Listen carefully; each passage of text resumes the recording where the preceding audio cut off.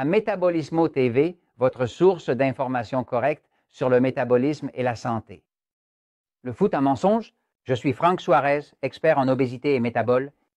Eh bien, je veux partager info avec vous qu'il vient de sortir, c'était un septembre, un autre en octobre 2015 et c'est une information de 2 études cliniques. Qu'est-ce qu'il reflète? Une information. Correction donnée. Une info commerciale nous est donnée. Il est venu vendre par tous les moyens en ce qui concerne l'importance de compléter avec du calcium.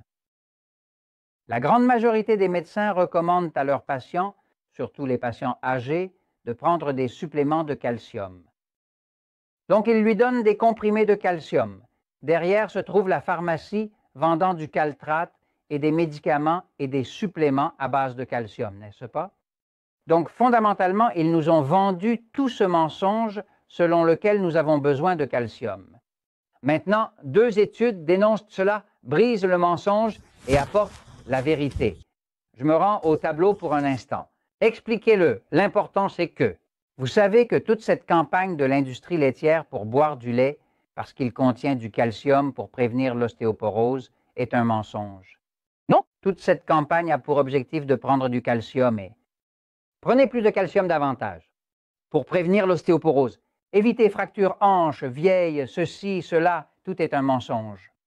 Par exemple, il y a une étude récente de l'American Nephrology Association publiée en septembre 2015. Cette étude montre essentiellement ce qui suit. Elle peut être consultée en ligne en cherchant American Nephrology sur le site de l'association. Les résultats de cette étude sont intéressants et méritent d'être pris en compte pour les professionnels de la néphrologie. AS, des néphrologues, spécialistes du rein. Quand une personne a des soucis avec le rein chez le néphro, comme ceux qui doivent faire, la dialyse les amène chez le néphrologue? Non.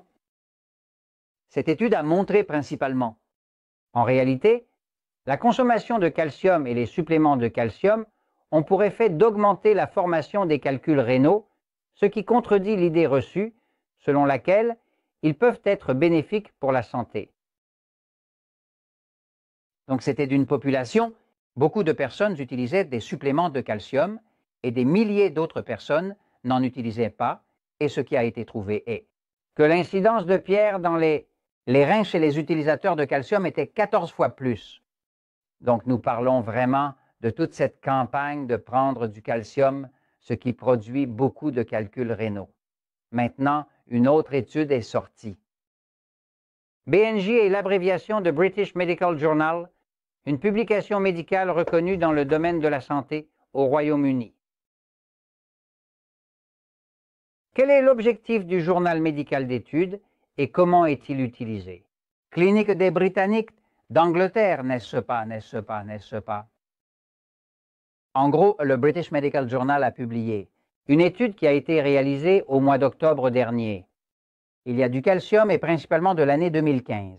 Ce que cette étude a découvert, c'est que la consommation de suppléments de calcium est très improbable. C'est le mot que j'ai utilisé, c'est improbable après analyse. Depuis 10 ans, plus de 10 000 personnes, il est très peu probable d'éviter. L'ostéoporose est une maladie caractérisée par une diminution de la densité minérale osseuse, conduisant à une fragilité accrue des os et à un risque accru de fracture, notamment au niveau de la hanche. En d'autres mots, 2 mythes.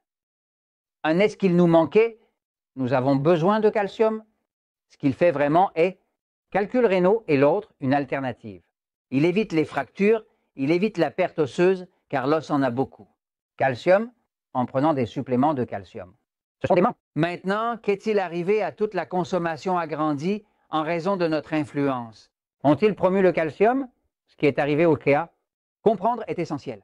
Le calcium est un minéral solide, dur comme marbre, comme pierre. Et le calcium, ce qu'il fait, c'est de calcifier. Quand il y a trop de calcium dans le corps et qu'il ne peut pas l'utiliser, il se calcifie.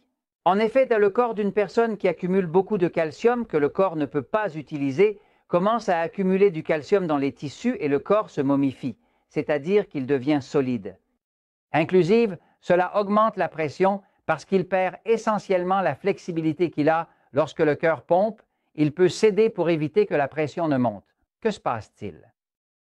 On sait déjà scientifiquement prouvé que le calcium ne s'absorbe pas sans magnésium. Pour absorber calcium, vous avez besoin de magnésium et vitamine D qui est vitamine. Que fait Soleil? La POP 86% de la POP est déficiente en magnésium.